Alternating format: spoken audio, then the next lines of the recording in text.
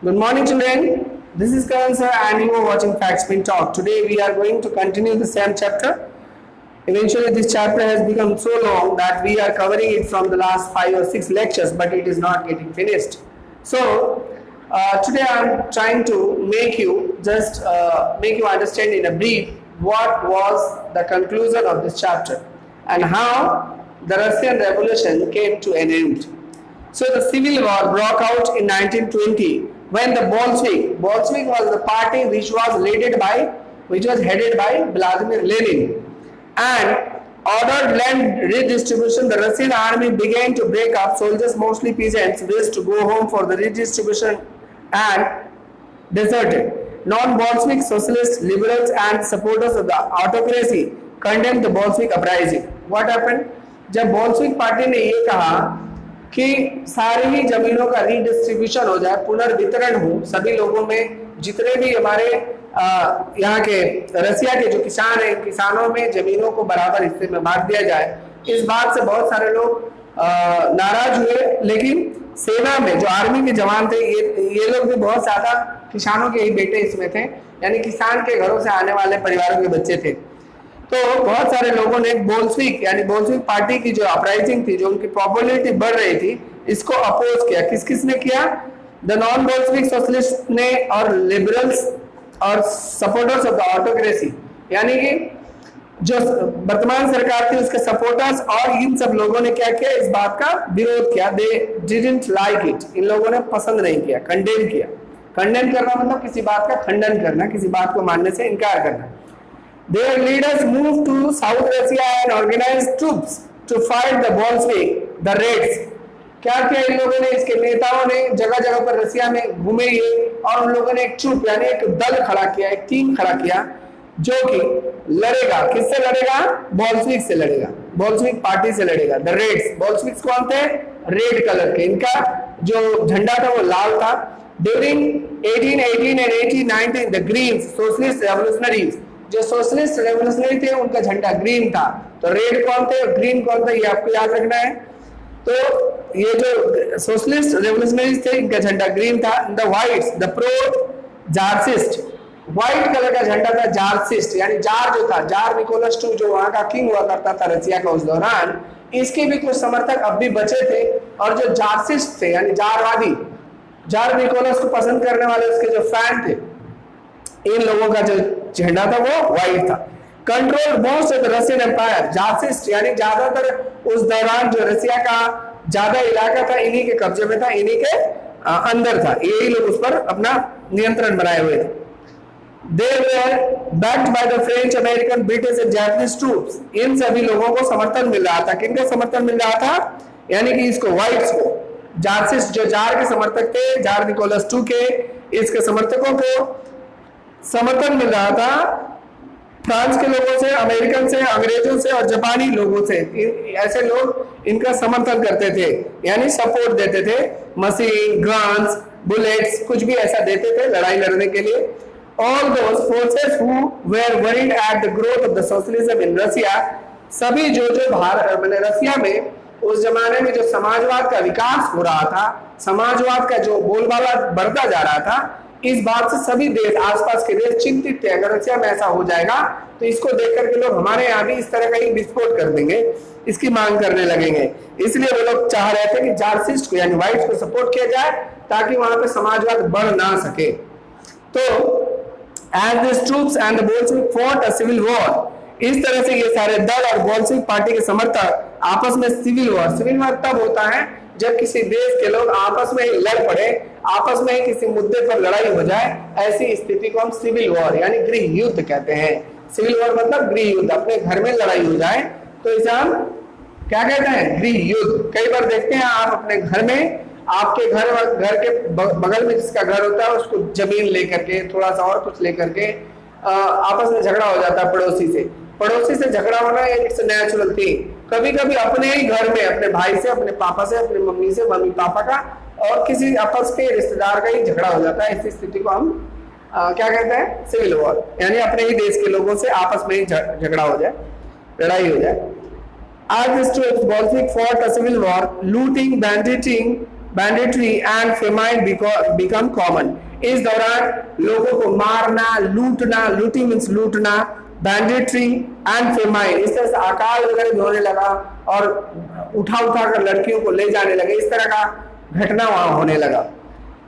Supporters of the private property among whites took harsh steps with the peasants who had seized land. Supporters of the private property, जो वहां पे private property के समर्थक हुआ करते थे, इन लोगों में क्या हुआ, among whites took harsh steps, जो whites थे यानी जार के समर्थक थे, इन लोगों ने बहुत ही कठोर कदम उठाए और with peasants, किसानों के साथ मिलकर के who had seized the land, जिन लोगों ने जमीनों को अपने कब्जे में कर रखा था. Such actions led to the loss of the popular support for the non-Bolshevik. Bolshevik party के जो खिलाफ लोग थे, जो अपोजिट पार्टी में थे, इनका पॉपुलैरिटी इनकी लोकप्रियता इनकी घटती गई. By January 1920, the Bolshevik controlled most of the former Russian Empire. अब इस तरह से 1920 आते आते जनवरी के महीने तक बोल्शेविक के कब्जे में, बोल्शेविक के सपोर्टर्स के एरिया में बहुत सारे रसिया के क्षेत्र आ गए. They succeeded due to cooperation with non-Russian nationalities and Muslim jihadists. इन लोगों को मिला सपोर्ट नॉन रशियन नेशनलिटीज का, जो रसिया में रहते तो थे पर वो रशियंस नहीं थे. जैसे इंडिया में बहुत सारे लोग रहते हैं लेकिन इंडियंस नहीं हैं. जैसे आप देखेंगे कुछ लोग हमारे गोवा के साइड में या कोई और है, ये लोग भारत में है बट वो लोग विदेशी है एक्चुअली. इस तरह से भारत के लोग भी इंग्लैंड में हैं, अमेरिका में हैं, वो लोग क्या हो गए, नॉन अमेरिकन हो गए, नॉन ब्रिटिश हो गए. इसी तरह से नॉन रशियन मतलब ऐसे ही लोग जो रसिया में जो थे पर रशियन नहीं थे. और जो मुस्लिम जेडिडिस्ट थे, एक खास किस्म का कौम होता है मुसलमानों में जो मुस्लिम जेडिडिस्ट का, ये बहुत ही एग्रेसिव और बहुत अलग तरह की एक कौम होती है, एक वर्ग होता है. Cooperation did not work with Russian colonist themselves start Bolshevik. क्या हुआ, रशियन कॉलोनिस्ट मींस रसिया ने जिस देशों पर अपना कब्जा कर रखा था वो सभी लोग भी बोल्शेविक हो गए. यानी बोल्शेविक को सपोर्ट, यानी व्लादिमीर लेनिन का सपोर्ट बढ़ता जा रहा था. इन Khiva in the Central Asia, Bolshevik colonists brutally massacred local nationalists in the name of the defending socialism. समाजवाद को बचाने के नाम पर बोल्शेविक कॉलोनिस्ट मींस बहुत सारे ऐसे इलाके थे जो फ्रांस को छोड़ करके, जैसे यूटोपिया था और कौन कौन से कंट्री, इस चैप्टर के शुरुआत में मैंने नाम बताया था, उन देशों में जहाँ रसिया का कॉलोनाइजेशन हो रखा था. जैसे कि अंग्रेजों ने भारत को अपने कब्जे में लिया, अंग्रेजों का भारत उस टाइम कॉलोनी बन गया था. उसी प्रकार से रसिया भी दूसरों देशों पर आक्रमण करके उसको कब्जे में लेता था.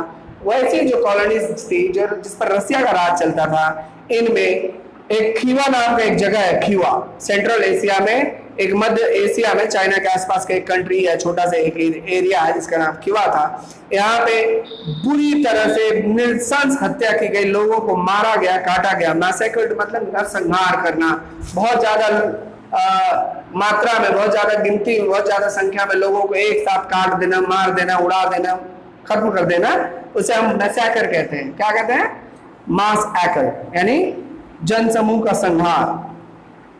In this situation, many were confused about the Bolshevik government represented. किस तरह का सरकार होगा ये, इसको लेकर के बहुत सारे लोगों में जो समर्थक थे वो भी डर गए कि इसके पार्टी के लोग ऐसे मार रहे लोगों को, कहीं हम लोग हमारे देश में भी इसकी सरकार आ जाएगी तो ये मारना शुरू कर देंगे. इस बात से कंफ्यूजन में आ गए. Partly to the remedy this, most non-Russian nationalists were given political autonomy in the Soviet Union. USSR, the state of the Bolshevik created from the Russian Empire in December 92. But since this was combined with the unpopular policies that were Bolsheviks forced to local government to follow, like the harsh discouragement of nomadism. नोमेडिज्म एक खास शब्द है. नोमेडिज्म का मतलब होता है घूमना. कुछ प्रजातियां वहां होती थी जो जानवरों को लेकर के एक जगह से दूसरी जगह घूमती थी. नोमेडिज्म मतलब एक भ्रमणकारी जाति जो घूम करके, जैसे हमारे यहाँ देखते हैं हम बंजारों को आते हैं, वो लोग कहीं पे 10 दिन रहते हैं, डेरा डंडा डाल के तंबू गाड़ के अपने जानवरों को लेके, कुत्ता बिल्ली जो भी चीजें रहती है उसके साथ 10-20 दिन रहे, उसके बाद फिर खाड़ा, फिर कहीं आगे बढ़ गए. इस तरह के लोगों को नोमेडिक पीपल कहते हैं, नोमेडिक पीपल. और इस तरह के जो परंपरा को फॉलो करते हैं नोमेडिज्म कहलाता है. तो नोमेडिज्म पर पूरी तरह से उसने बैन लगा दिया। बोल्शेविक पार्टी ने कहा कि ये नहीं चलेगा, कोई भी लोग अपने घर से बाहर इस तरह से घूम घूम के जीवन नहीं यापन करेंगे। Attempts to win over the different nationalist were only partly successful. दूसरे तरह के जो समाजवादी और राष्ट्रवादी लोग थे उन पर बहुत ही कम ही बोल्शेविक पार्टी का प्रभाव जमा, उन पर भरोसा नहीं बन पाया। यहां पर हम एक देखते हैं कि कुछ स्टोरीज दी गई है, आप इसको पढ़िएगा। उस जमाने का स्टोरी दिया हुआ है कि क्या क्या इसमें सिचुएशंस उस दौरान आई थी। इसको आप पढ़ेंगे, नहीं समझने पर मुझे बताएंगे, मैं बता दूंगा। Making a socialist society during the civil war the Bolshevik kept industries and banks nationalised. इस दौरान बोल्शेविक ने क्या किया, बोल्शेविक जिसके पास ज्यादातर रसिया की सत्ता आ चुकी थी, इन लोगों ने इंडस्ट्रीज को, सारे उद्योग को, बैंक्स को नेशनलाइज कर दिया, यानी राष्ट्रीयकृत कर दिया, सरकार के अधीन ले लिया, अपने कंट्रोल में ले लिया।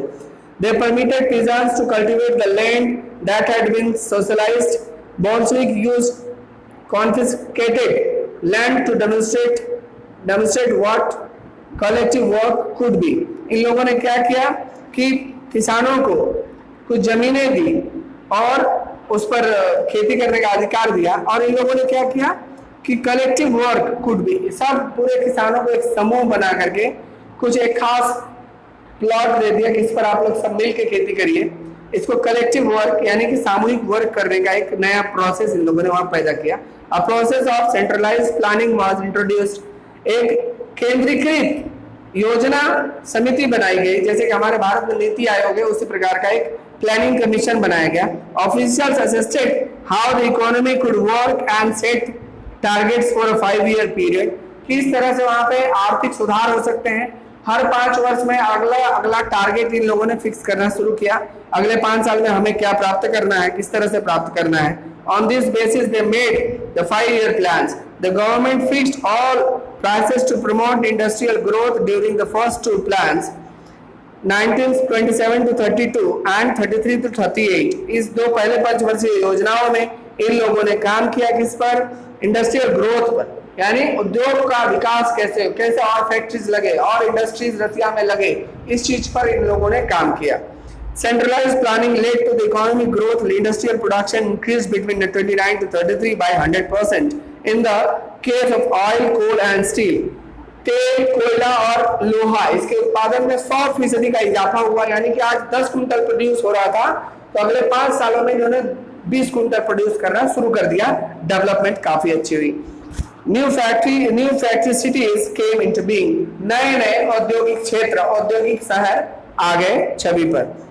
So let's leave this from till here only. We will continue in the next lecture.